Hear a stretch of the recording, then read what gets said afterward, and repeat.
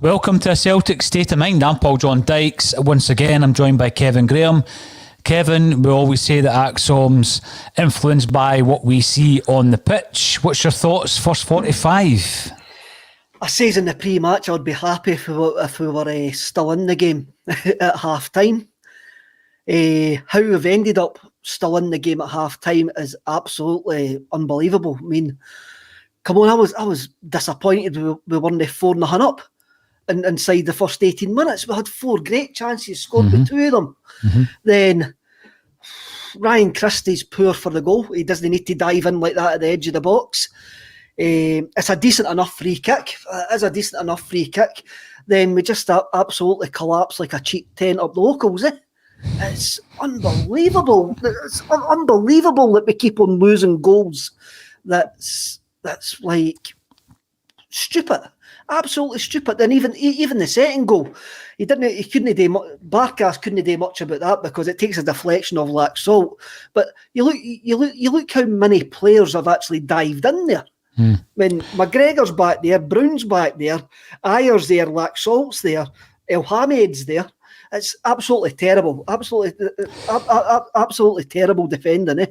What positives can you take from that first half though, Kevin? I mean, you're 2-0 up, and obviously we've seen a fantastic performance against Lille, who are proving just how good a side they are. We kind of went from the perfect storm to the perfect start. You're 2-0 up. I mean, that second goal was just a bit of Edouard genius. That's the Edouard that we know and love, that we've not seen enough of. And you're thinking, well, you know, if you can just hold on to that, but I know the defensive frailties are there, but let's have a look at some of the positives from that first half. What would you be saying to the players at half time? What would you be saying to them in relation to what they done well in that first half? They're a bit shaky at the back. They like to have time on the ball. You looked at the first goal when we managed to steal it at the edge of the box. I must admit, Eddie's part in the first goal was great, the way that he blocked the guy off, very NFL, and what a finish by Big Tam. I'm watching on some Canadian channel actually, and the Canadian commentator actually calls Tom Rogic. He should actually be on ACSOM with that sort of pronunciation. I would change the socks. I didn't like the black socks. The black socks have sort of confused me. Listen, Kevin, if you go to the San Siro and the only complaint you've got at half time is that we're wearing black socks, I'd have been happy with that. Now, I want to look at the positives because there's been a lot of doom and gloom around Celtic over the last few days. We started off the game with Chris Sutton telling us that Neil Lennon was, and this is a big pal of Chris Sutton's, lucky to still be in a job. We go in. It's looking really, really good. I mean, the 2 touches of Rogic for the goal were just clinical. Unbelievable start to the game, 7 minutes in. Beat on a couple of defensive headers, one from a free kick, one from a cross. You're thinking, well, we're starting to do the basics well at the back. Rogic looks in the mood. The goal from Eddie was just a touch of Edouard class. No one else in a Celtic jersey could do what he did there. Great start. And then I thought to myself, now is the real test of character, because we've gone ahead against Aberdeen at Pittodrie. We've gone ahead against Lille 2-0 up against Lille away from home.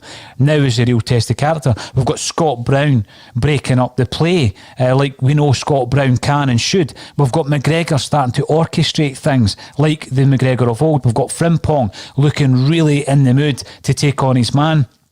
And then obviously what then struck was a wee bit of disaster.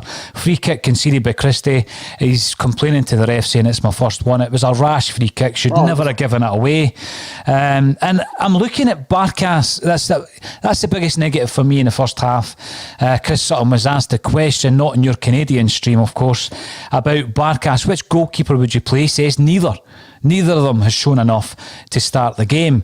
I'm not convinced. I've seen a first half of Barkas who doesn't look assured. Even a corner kick comes in and you're wondering what on earth he's trying to do. He should have done better at the free kick. He seems to put all his weight on his right hand side, even though he sets up the wall as if expecting it to go to the left. I think a hugely disappointing first half from him. But loads to be thinking about in that first half that I think we can take positives from, Kevin. If we deal with the goalie first, I'm going to he took a step to his right hand side for the free kick. It's a perfect free kick. It's a great free kick. I'm more annoyed at Ryan Christie giving it away when Laxalt was coming across. The second goal, he hasn't got much chance with that. That's defending in front of him. He had one decent punch from a corner kick, and he palmed one out from underneath the bar. But it was that kick. He kicked that. He brought us 3-on-2. Yeah, it was a shocker. It was a shocker. It puts us under pressure. It puts us under pressure. He's never made a big save. He never looks like making a big save. Positive wise, I think we look okay down the right hand side going forward. El Hamed and Frimpong look decent going as a partnership going down there. The problem is they're facing Theo Hernandez, who is an utter machine on the Milan left hand side. Yeah, so they've got to watch that. But I'm looking for a domestic point of view, and I'm seeing them linking up well on that right hand side. Frimpong further up. Eddie's finish was class. Ryan Christie's through ball for Eddie's goal was class as well. We look to have a bit of energy, and the 2/3 of the field, we're still an absolute shambles defensively. It looks like we're panic stations defensively, but we haven't really had a chance to sort that out. We haven't been on the training ground to sort that out. We haven't sorted it out for absolute months. What I was looking for in that, when we went 2-0 up, I was going, get to 30 minutes and didn't lose a goal. Then get to half time and didn't lose a goal. I wanted to start counting down wee mementos, like wee milestones. Going up 5 minutes, and we didn't even get to 25 minutes. We lost 2 goals in 2 minutes. And that just sums us up this season. It's disappointing, Kevin. It is disappointing. And a few other things that I've noted is you're looking at Frimpong. He looks as though he's full of intention, at least. And you're right about the left-hand side of Milan. I mean, they're strong. And I think Frimpong's came in for some heavy challenges, but it's not stopping him. It's not knocking him off his stride. One thing we've got to say, and we've got to say it, is all credit to Neil Lennon in the first half, because that first 20 minutes or so, you're looking at it thinking, where on earth has that been? Where on earth has that been all season? It was the same with the 60 minutes against Lille. You're looking at a completely different side.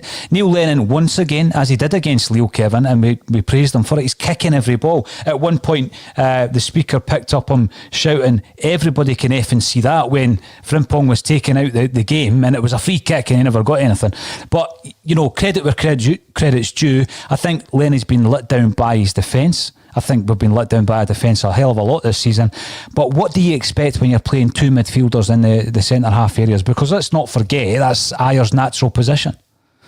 I'm not having that. Ayer's been playing centre-half for 6 years now, or 4 years. I'm not having that. Centre-half is his position. It's not Beaton's position. You've got to have it. You've got to have half of it.